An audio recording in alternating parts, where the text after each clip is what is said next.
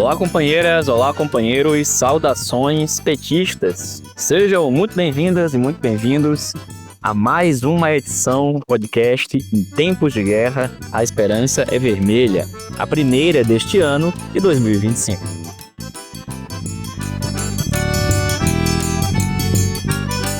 Afinal de contas, depois de algumas boas semanas de um merecido recesso, a gente volta agora para o nosso programa semanal de conjuntura, debate político, organizado pela Direção Nacional da Tendência Petista, Articulação de Esquerda. E aqui, eu sou o Patrick e toco a conversa junto com vocês. No episódio de hoje, escutamos o companheiro Walter Pomar, que fala sobre a conjuntura internacional, a eleição de Trump, o cenário aqui no Brasil e, bom, começo de ano bastante agitado. Ouvimos também a companheira Natália Sena, que fala pra gente sobre a situação do PT. Vai ter PED, processo de eleição direta para as direções do partido. E além disso, tem também muita coisa acontecendo no Congresso Nacional e internamente no partido. E, infelizmente, muita coisa, menos reunião para decidir o que fazer.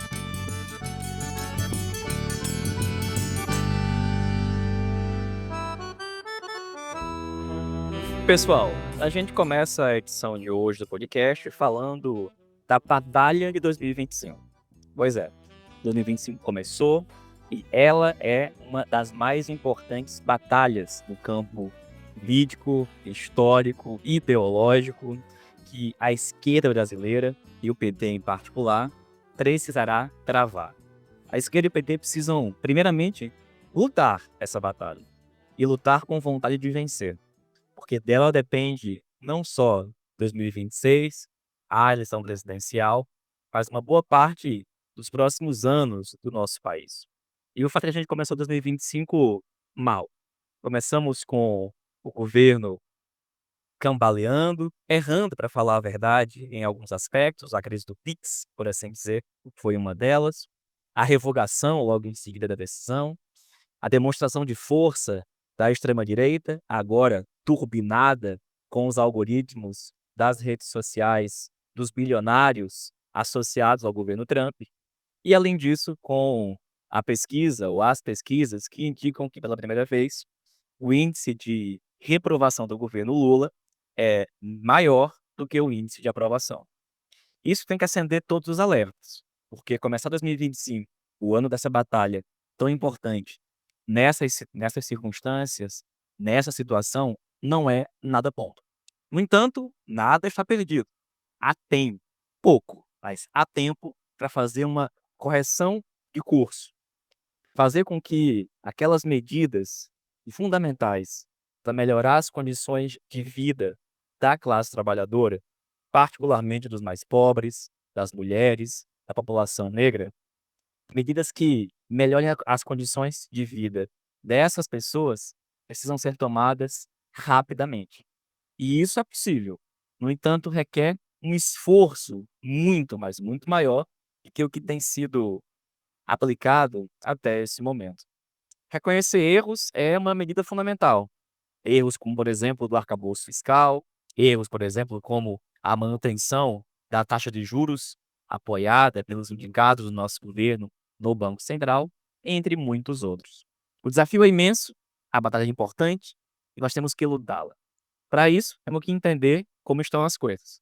E é por isso que a gente começa essa primeira edição de 2025 escutando o companheiro Walter Pomar, que fala para a gente sobre a conjuntura internacional e nacional aqui no nosso país.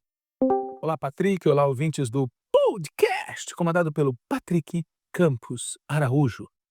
Bom, Patrick, o grande tema em escala mundial é o governo Trump, em particular as medidas que ele vem tomando dia após dia, a mais recente das quais foi uma intenção de intervir diretamente na Palestina e uma declaração de que os palestinos deveriam sair de Gaza. Como disse o genro do Trump, aquilo é um belo terreno com vista para o mar. É um imperialismo imobiliário. Evidentemente, isso gerou uma reação mundial, unificando a ONU, a Rússia, a Europa e a China, mais inúmeros e inúmeros países no continente americano, na África, enfim, o Trump conseguiu o prodígio de quase juntar todo mundo contra ele e contra Israel. Mas aqui na América Latina e Caribe, a pressão é muito real, não é apenas retórica. E ela ficou evidente, especialmente no que diz respeito ao México e à Colômbia. Sobre a Colômbia e também sobre a Bolívia, muita atenção, porque existe muita tensão, não só entre os respectivos governos e a oposição, mas também dentro dos próprios governos e dos partidos governistas. Já aqui no Brasil, um dos temas mais importantes é a repercussão política da eleição do presidente e da mesa do Senado e da Câmara, respectivamente. Há gente que comemora o resultado, mas uma leitura mais apropriada é considerar que o Centrão venceu de novo, em especial na Câmara dos Deputados. A farra das emendas impositivas vai continuar. O outro lado da medalha, supostamente, seria um bloqueio à tentativa de anistia para o cavernícola. Mas, como já dissemos inúmeras vezes, a interdição da candidatura do cavernícola é uma questão de justiça. Mas, do ponto de vista eleitoral, isso não necessariamente se converterá num problema insolúvel para a extrema-direita e para a direita. Pelo contrário, pode abrir terreno para uma unificação de forças que não se unificariam em torno do próprio cavernícola. Outro elemento importante da conjuntura nacional é a situação econômica, né? A elevação em mais um ponto percentual da taxa de juros já causa impacto e as perspectivas de crescimento econômico e de desenvolvimento se tornam mais complicadas para o período. Ao mesmo tempo, a campanha de 2026, na prática, já começou, o que reforça a importância da eleição da nova direção do Partido dos Trabalhadores. Como está todo mundo acompanhando, no dia 17 de fevereiro deve se reunir o Diretório Nacional para aprovar o regulamento dessas eleições internas. E o grande tema é saber se a nova direção vai defender ou não vai defender ajustes, correção de rumos na linha seguida pelo governo e pelo próprio partido. Muito telegraficamente, é isso que eu teria a dizer, Patrick. Valeu, Walter. Obrigado, companheiro. Exatamente. Tem processo de eleições diretas do PD este ano. E para falar deste processo, a gente escuta agora a companheira Natália Sena, da Comissão Executiva Nacional do PT. Oi, Patrick, ouvintes do nosso podcast. Vou falar um pouquinho sobre como está a perspectiva do cronograma para o nosso processo de eleição diretas, né? A preço de hoje, o PED deve acontecer no dia 6 de julho e vão poder participar os filiados e filiadas que estiverem cadastrados como filiados no PT até 28 de fevereiro. Então, a gente tem esses dois prazos definidos que foram definidos na reunião de dezembro do Diretório Nacional, e esse é o único cronograma que a gente tem até agora do PED de 2025. O regulamento não foi aprovado, então a gente não sabe mais nada em relação a como vai ser o processo. Se vai seguir o modelo estatutário de PED direto na base, com voto em todos os níveis, desde o municipal a federal, ou se, como foi nos últimos dois, em 2017 e 2019, se vai seguir algum tipo de modelo híbrido, misturando PED, votação na base, com congressos, etapas congressuais em nível estadual e nacional. Isso ainda está em aberto, há diferentes opiniões sobre isso, e deve ser debatido e deliberado na reunião do Diretório Nacional, que está marcada para o dia 17 de fevereiro. Então, essa reunião deve aprovar o regulamento do PED, debater e aprovar o regulamento do PED. Eu digo deve porque, do jeito que está a situação, eu avalio que pode acontecer tudo, inclusive chegar lá sem uma definição de qual é a proposta que tem maioria e, por isso, acabar sendo adiado. Não duvido que isso aconteça.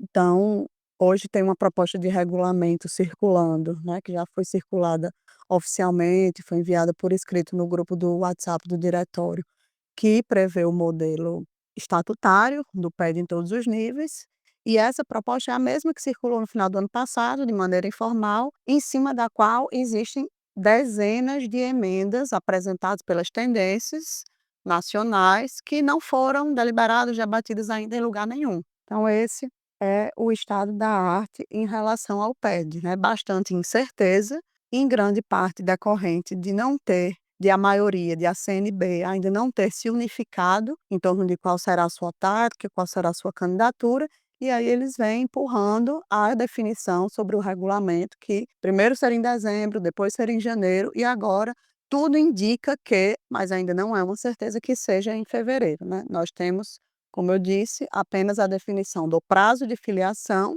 que é 28 de fevereiro, e eu não duvido que possa ser alargado, e também a definição da data de realização, que seria 6 de julho, essa eu acredito que deve ser mantida, mas também não temos certeza nenhuma, certeza absoluta só quando o regulamento final for aprovado pelo Diretório Nacional. É isso por enquanto que a gente tem de informação sobre o PED. Valeu, Natália. Obrigado, companheira. Pessoal, essa foi mais uma edição do podcast Em Tempos de Guerra, a Esperança é Vermelha. Estamos de volta em 2025. Lembrando que esse ano, além do podcast Em Tempos de Guerra, a Esperança é Vermelha, o programa Antivírus, que vinha sendo transmitido ao vivo pelo YouTube do canal Contra Mola, esse ano vai ser divulgado também por meio de um podcast, esse do Página 13. Siga a gente aqui, siga a gente lá, acompanhe as nossas redes e encontre tudo que a gente produz no site pagina13.org.br. Saudações petistas e até mais.